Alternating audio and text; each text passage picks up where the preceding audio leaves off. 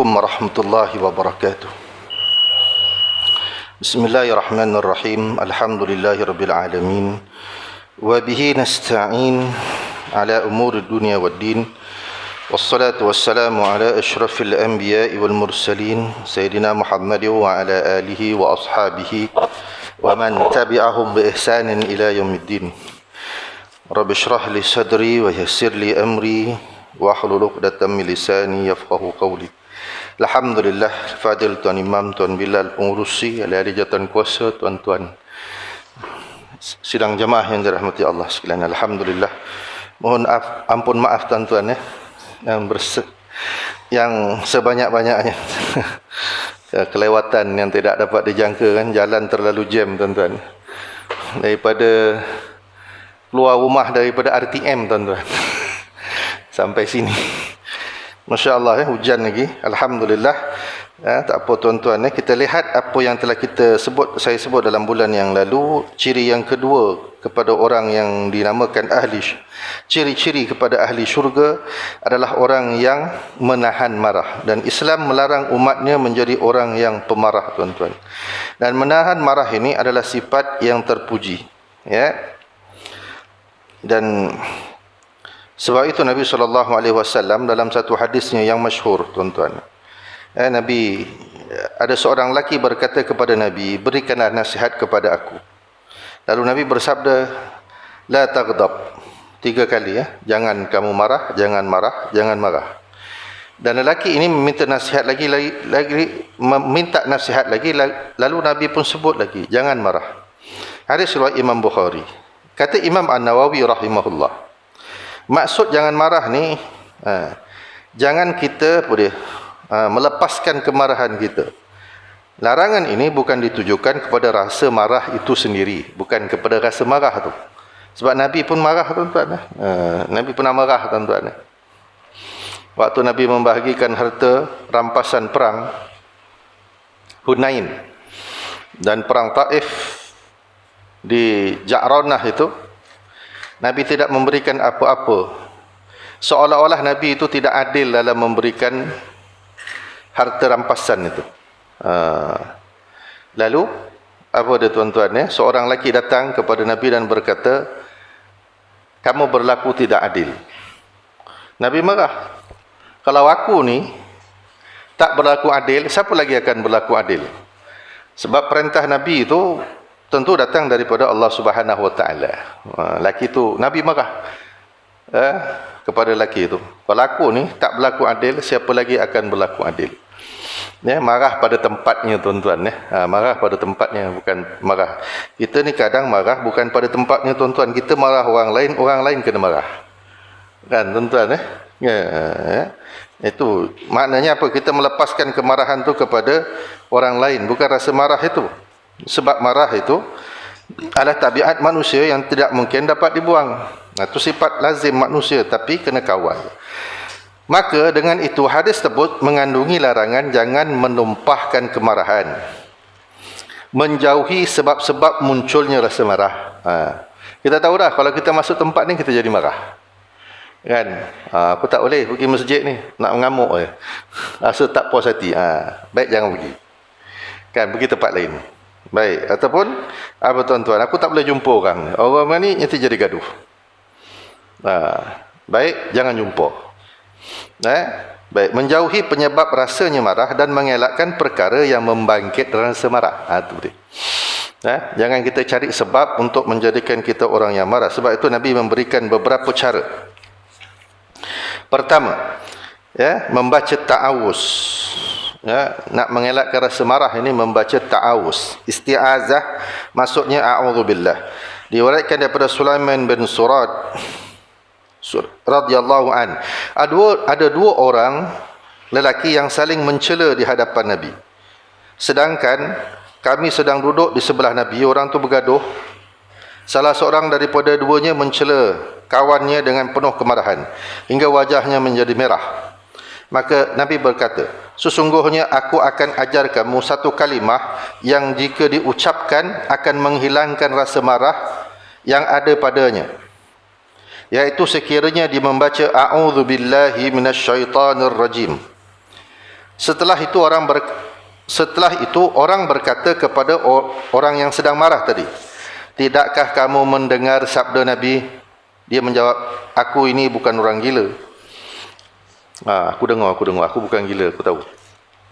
Ya, membaca a'udzubillahi minasyaitonirrajim. Bila kita mula rasa marah tu tuan-tuan, kita bacalah a'udzubillahi minasyaitonirrajim. Ya. Baik tuan-tuan ya. Jadi a'udzubillah ini bukan saja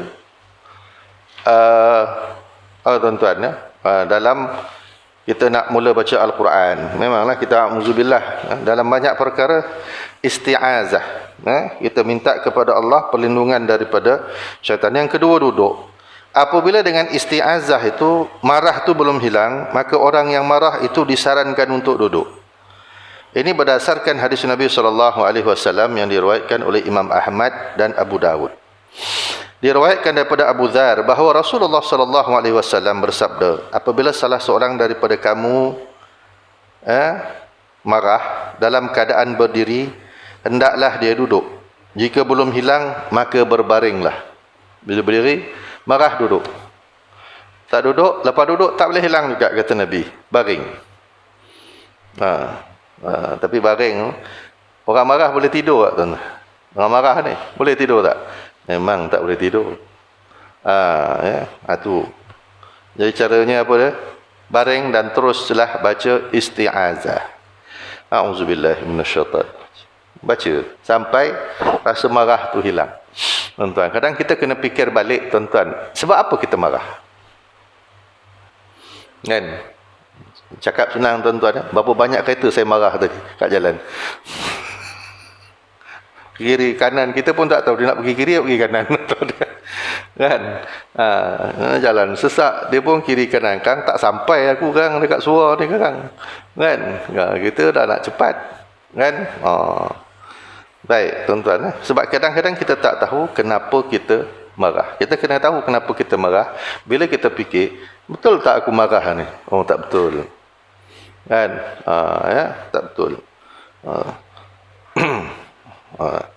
Pagi tadi pun saya macam kena marah tuan-tuan. Bukan kena marah.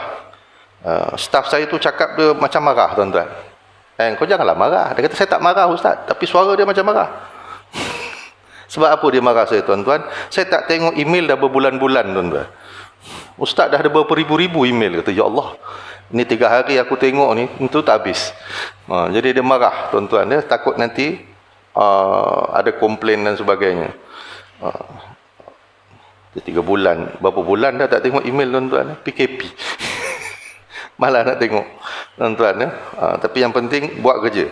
Baik, marah perlu berdiri. Dalam keadaan berdiri lebih besar mungkinnya membawa kepada keburukan, kerosakan daripada duduk. Sebab tu Nabi suruh duduk. Sebab apa tuan-tuan?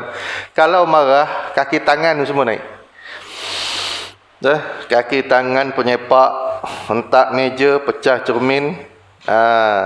Sebab marah ni tuan-tuan, dia tak boleh kawal diri, dan sebab itu sebahagian daripada kegilaan. Marah ni sebenarnya sebahagian daripada gila. Baik. Jadi marah dalam keadaan berdiri boleh mendatangkan keburukan, sedangkan berbaring lebih baik daripada duduk dan berdiri. Baik, satu lagi apa kata Nabi? Diam.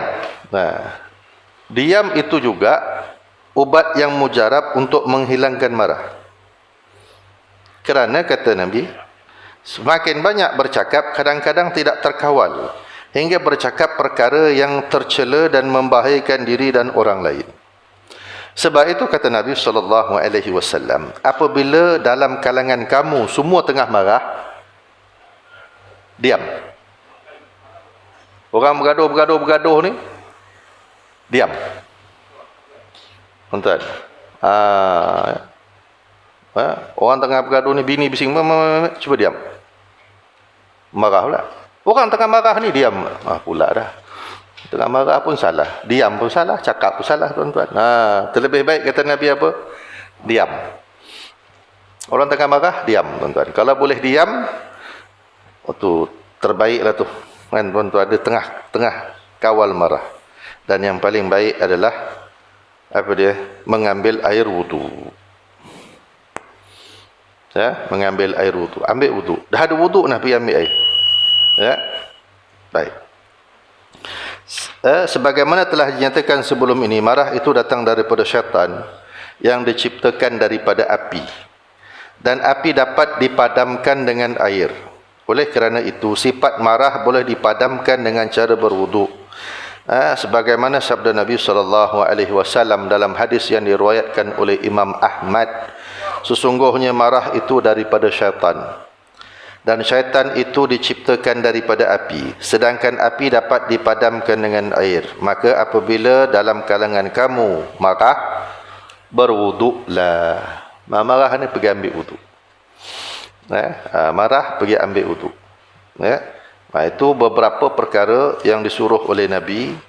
Baca ta'awuz, kalau berdiri duduk, kalau duduk baring, diam. Lepas tu pergi ambil wuduk. Dan cara mengurangkan marah ini, selain daripada perkara ini, yang disebut oleh Nabi SAW, kata beberapa ahli psikologi, tuan-tuan, diam merupakan ubat yang paling mujarab untuk menghilangkan marah. Kerana banyak bercakap kadang-kadang kala tidak terkawal. Kerana bila kita bercakap, kita akan jadi tidak terkawal. Bila marah, kita bercakap, dia akan jadi tidak terkawal. Sebab tu, pengalaman saya, tuan-tuan, banyak kes talak suami isteri ni. Suami mentalakkan isteri dalam keadaan marah. Ada satu kes, tuan-tuan, saya cerita dah tuan-tuan ni. Baru je gaduh bertalak, terus telefon. Ustaz, saya baru lepas gaduh dan talakkan isteri saya. Baru sejam dia cakap, boleh tak kami nak rujuk? Sekejap, baru sejam.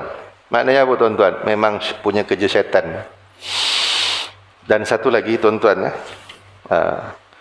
saya perasan, bila cuaca panas, bila musim panas, kes gaduh rumah tangga pun naik. Sebab tu, kat rumah pasanglah aircon kuat-kuat. Supaya jangan gaduh, tuan-tuan. Dia bukan tu, tuan-tuan. Kata ulama, rumah yang tidak dibacakan Al-Quran, malaikat tak masuk. Rumah yang tidak dibacakan Al-Quran, malaikat tak masuk. Sebab tu bila kita balik, kalau rumah tak dibacakan Al-Quran, semua orang rasa panas, cepat nak bergaduh. Walaupun rumah tu aircon 24 jam, 16 darjah Celsius. 16 darjah tu, tuan-tuan, 24 jam. Sebab apa rasa panas? Sebab tak pernah baca Al-Quran. Malaikat tak masuk. Bila malaikat tak masuk, sudah barang pasti syaitan yang masuk. Sebab tu dia rasa panas. Saya perasan bila musim panas yang terlalu terik, banyak kes pergaduhan rumah tangga, tuan-tuan. Cuaca kat luar panas, balik rumah ada hal sikit gaduh. Sebab tak boleh nak mengawal diri. Baik. Melukis peta kebencian. Agar lebih mudah memahami masalah marah ini, catatlah fikiran, perasaan yang muncul dalam hati kita. Apa, tuan-tuan? Tulis. Apa yang menyebab bila marah ni, tuan-tuan? Nak marah ni, tulis. Ambil pen, ambil kertas. Oh, tu memang sistematik punya orang marah. Ambil pen, ambil kertas. Dia mencurahkan marah itu pada kertas.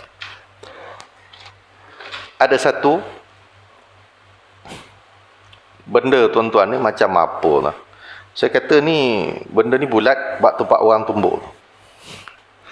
Dia kata apa benda ni? Siapa kerja petang stres, bos marah, lepas tu dia pun nak marah, pergi tumbuk benda. Dan bayangkan benda ni muka bos kamu. Jadi dia tak marah kat bos, dia marah kat benda yang ditumbuk. Untuk mengurangkan kemarahan, dan satu lagi penting untuk mengurangkan tekanan darah. Jangan marah orang, jangan marah kucing, jangan tumbuk meja, pergi tumbuk benda. Untuk mengurangkan stres. Tuan-tuan, kepada orang yang masih bekerja lah, tuan-tuan. Tuan-tuan yang YB ramai tuan-tuan. YB tuan-tuan yang bersara, relax. Petang-petang minum kopi, tak ada apa nak marah kan. Kan? Tu seronok jadi YB ni tuan-tuan kan. Relax. Boleh jalan-jalan, boleh pergi masjid, boleh pergi kedai minum tuan-tuan. Yang masih bekerja stres ulu hilir. Kad pejabat stres, jalan raya stres, balik rumah bergaduh. Pernah sekali tuan-tuan balik rumah dia bergaduh. Dia sekat stres, balik rumah bergaduh sebab dia lambat ambil isteri dia kat Kuala Lumpur. Balik bergaduh bercerai. Besok datang jumpa saya. Rupanya tuan-tuan, salah satu punca perceraian rumah tangga adalah kesesakan jalan raya. Lepas tu bos saya kata, betul juga dia kata. Sebab apa dia bergaduh? Dia bergaduh sebab jalan jam. Jalan jam ni tuan-tuan, bukan orang rumah tangga je boleh bergaduh. Orang pejabat boleh gaduh, bos boleh bergaduh. Semua kan sebab kesesakan jalan raya. Nampak tuan-tuan? Jadi buatlah jalan raya lebar-lebar. Kan?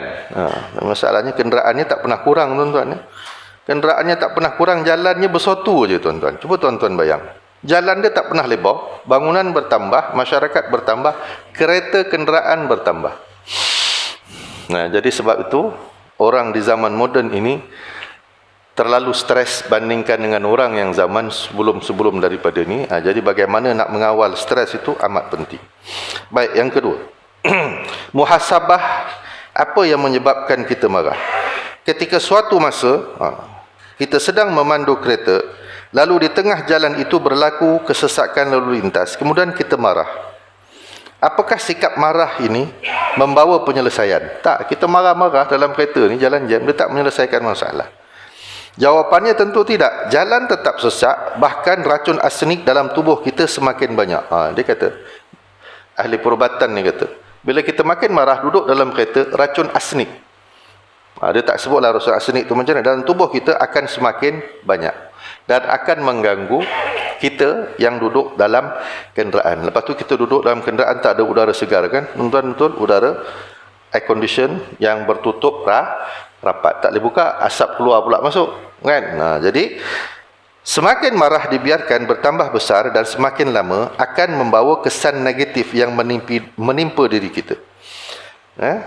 Lalu apa dia? Berhubung dengan perasaan marah yang ada dalam lalu lintas, maka pasanglah sesuatu yang menenangkan kita. Apa dia? Zikir lah tuan-tuan.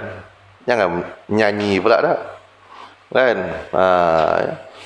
Kadang perasan tak orang kadang ni bawa kereta, dia nak mengurangkan stres jalan jam. Tuan-tuan jadi jangan marah waktu kita memandu, amat berbahaya. Jadi bila jalan sesak, jalan jam, kalau saya lah, ya Allah, inilah peluang aku nak zikir. Dan inilah peluang aku nak berzikir. Kan? Kan? Dapatlah selesaikan beberapa bacaan-bacaan tertentu kan tuan-tuan. Jadi kalau kita asyik marah aja tuan-tuan, tak menyelesaikan masalah. Baik. Yang ketiga, berhenti. Jika darah sudah sampai ke kepala, maka berhenti. Bila kita marah tu, kita dah mula rasa pening, maka sebaik-baiknya kita cepat-cepat berehat. Tenangkan daripada perasaan marah. Sebab marah itu, bila kita semakin marah, tekanan darah semakin tinggi dan boleh menyebabkan putusnya setengah-setengah urat di kepala kita. Jadi sebab itu, apabila seorang itu dia mula merasa tidak selesa bila dia marah tuan-tuan, itu peringatan, lain kali jangan marah. Saya pernah sekali saya mengamuk kat pejabat tuan-tuan. Sekali tu saya mengamuk yang tak pernah saya buat tuan-tuan. Malam saya tak boleh buat apa-apa tuan-tuan, saya baring, ambil tekan, darah dah naik. Lepas tu saya tak marah lagi lah. Budak masuk pejabat ke, tak masuk pejabat ke, keluar ke, saya tegur gitu je. Saya tak nak marah-marah lah. Saya pernah kena sekali kan? Malam tu saya tak boleh buat apa. Oh ni, aku tak boleh marah-marah. Tu tuan-tuan, itu peringatan kepada kita. Sebab itu Nabi SAW sebut beberapa kali dalam hadisnya, jangan marah, jangan marah. Setakat di sini tuan-tuan ya. Tazkirah saya, ampun dan maaf, ada sedikit makluman. Adalah dimaklumkan bahawa Koperasi Masjid Al-Muttaqin Berhad akan mengadakan mesyuarat agung tahunan kali ke-7 pada hari Ahad 19 Disember 2021 bermula jam 9.30 pagi. Ya, mesyuarat agung Koperasi Masjid Al-Muttaqin Berhad, dan mesyuarat dibuat melalui aplikasi Zoom meeting dan akan diberikan melalui WhatsApp group. Jadi semua ahli koperasi diminta turut serta. Wabillahi taufiq wal hidayah. Wassalamualaikum warahmatullahi wabarakatuh.